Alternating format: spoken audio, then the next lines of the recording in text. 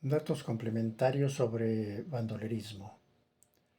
Los primeros precedentes del bandolerismo se pueden encontrar en la mitología griega y latina. Teseo y Rómulo se las subieron con toda clase de facinerosos. Y en la Roma legendaria se refugió el celebérrimo Caco, que confirió un apelativo antonomásico a todos los ladrones que en el mundo han sido. Durante la Edad Media esta actividad negativa adquirió un auge extraordinario, hasta el punto de convertirse en figura normal y corriente, el tipo más o menos feudal del caballero bandido. A veces en la actitud de estos salteadores se mezclaba algo de política. Los casos de Robin de los Bosques en Inglaterra y de Rob Roy en Escocia. En Alemania el bandolero Eppenheim con su banda de Rebeinters o Raibreiters se hicieron tristemente célebres en la ciudad de Nuremberg y sus alrededores. Otro de estos lobos fue el llamado Lobo de las Ardenas, que pasó a la leyenda con honores poco recomendables. En época más reciente y en la misma Alemania figura en primera fila el célebre Schinderhannes, fundador de la Banda del Rin, cuyo código disponía la pena de muerte para aquel que revelase a una mujer el secreto de la asociación. En la región del Bramante, un tal Pícar, que se hallaba también al frente de unos bandoleros causando estragos. En Francia, esta plaga actuó a todo lo largo del desmoronamiento del imperio carolingio, la época feudal y, sobre todo, durante la prolongada y funesta guerra de los 30 años. También en pleno Renacimiento, en el siglo XVI, aparecieron los llamados Freres de la Samaritaine, así denominados por reunirse los componentes de esta banda al pie de tal monumento. Cito en Pont Neuf de París, lugar de cita, reunión y planteamiento de sus asaltos. Su jefe era Forestier. La asociación llamada de los Rogers estaba formada por desertores y expulsados del ejército. Las bandas de grisons obedecían al mismo origen y sembraron el terror en los alrededores de París, en especial el bosque de Orleans. Sin embargo, los que más fama alcanzaron en esta época fueron los tres hermanos Guilleri,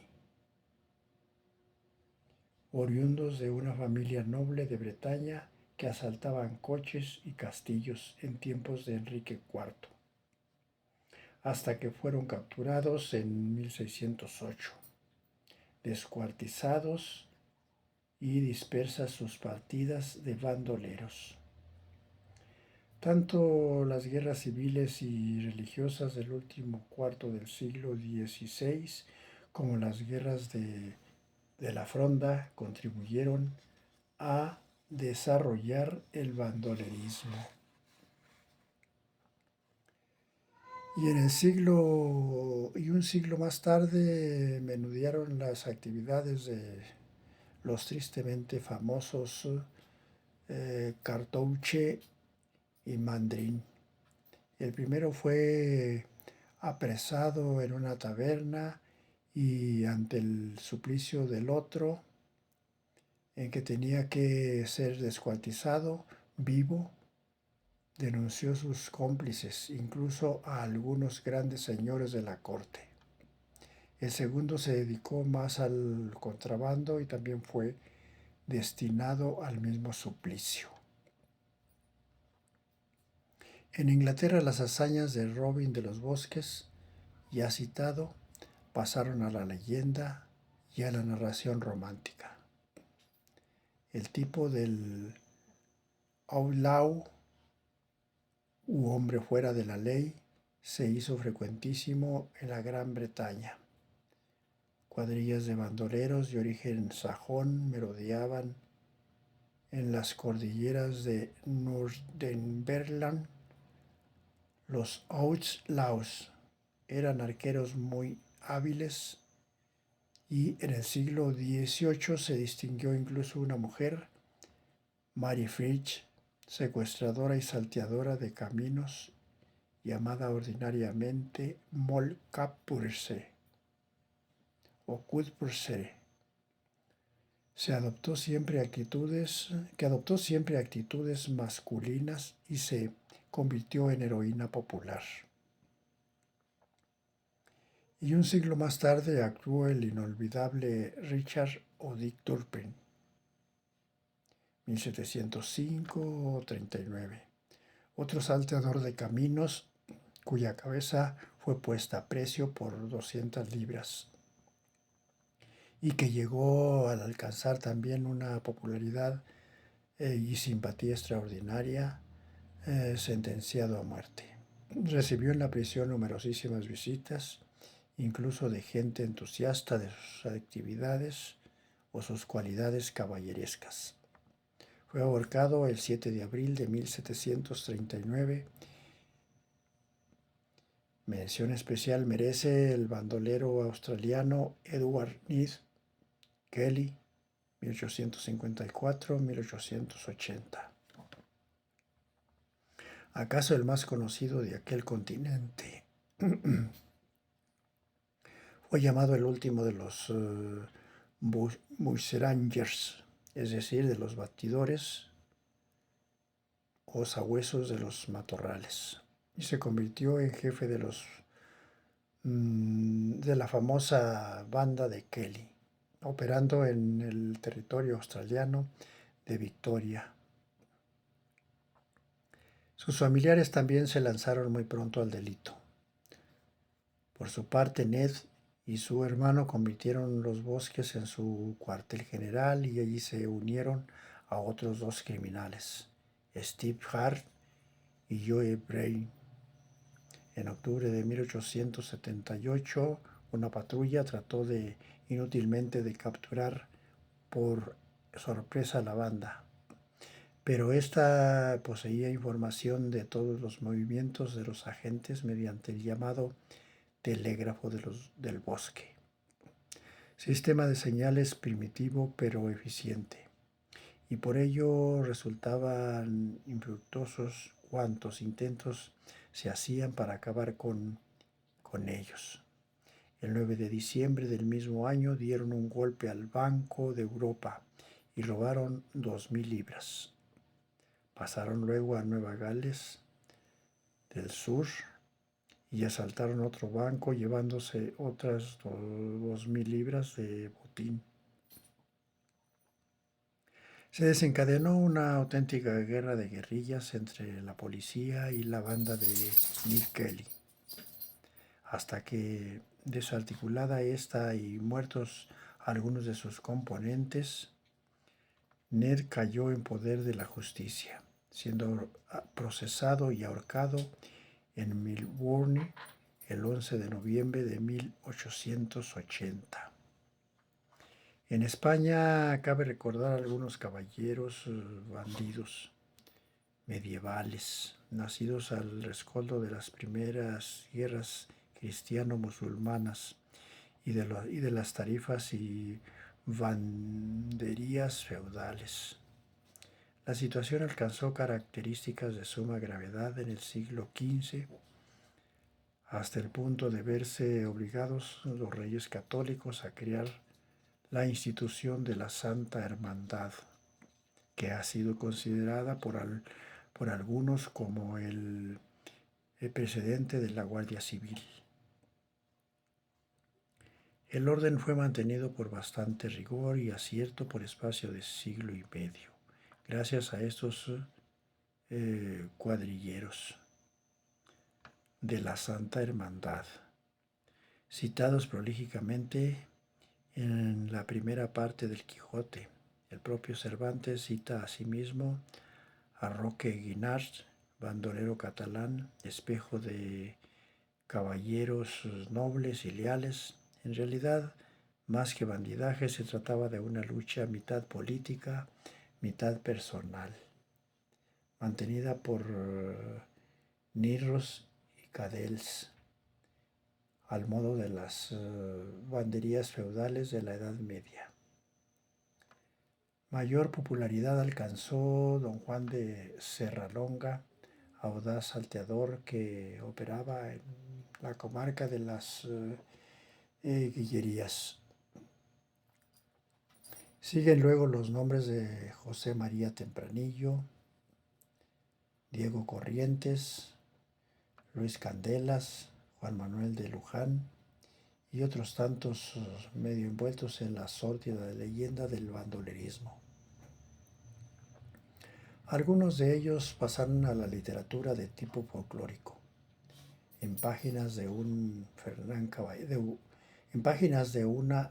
Caballero o folletines novelescos, e incluso gozaron de cierta popularidad entre las masas que veían en ellos un medio de desahogo violento de sus reivindicaciones sociales y que cristalizó en el conocido eslogan del clásico bandido de Andalucía, que a los ricos robaba y a los pobres socorría.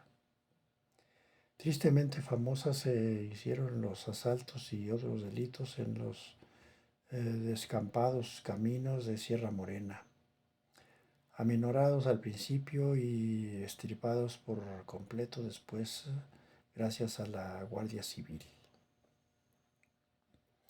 En Italia el bandolerismo fue endémico, tanto durante los siglos medievales como en el Renacimiento y en época moderna. En Córcega, Cerdeña y Sicilia, por sus condiciones orográficas, esta plaga se desarrolló siempre en una u otra forma o manifestación. En los últimos años se hicieron famosos Luigi de Lana y Antonio Porceldu en Cerdeña, y Salvatore Giuliano en Sicilia. En esta última isla, el bandidaje ha llegado a constituir una institución. Después de la Segunda Guerra Mundial, casi todo el mundo estaba dominado por un tal Calogero Becini, omnimodo jefe de la mafia, que vivía como un auténtico patriarca. De él partieron probablemente las órdenes para eliminar a Giuliano y envenenar a Pisciota, aunque jamás blasonase de haber dirigido tales operaciones. El bandolerismo siciliano se ha dedicado en especial durante su última fase al secuestro de gentes adineradas para recibir elevados rescates a cambio de su vida y libertad. Y lo más doloroso es que en sus fechorías pueden contar con la complicidad activa y tácita de toda la población. La figura de Salvatore Giuliano acabó también por hacerse legendaria. Sus actos de bandidaje no tenían, sin embargo, nada de heroicos. En Portela, la banda de Giuliano, cobardemente emboscada, ametralló a una pacífica manifestación de obreros, causando un horrible una horrible mortandad. Se dijo que Giuliano cometió esta criminal matanza presionado por los grandes terratenientes sicilianos, temerosos de una reforma agraria. Los crímenes misteriosos se sucedían. Recio muerto en un pozo, un discípulo también enterado en exceso de los secretos de la banda, murió misteriosamente echando espuma por la boca, y así tantos otros. Salvatore Giuliano fue asesinado por su primo lugarteniente Pisciota.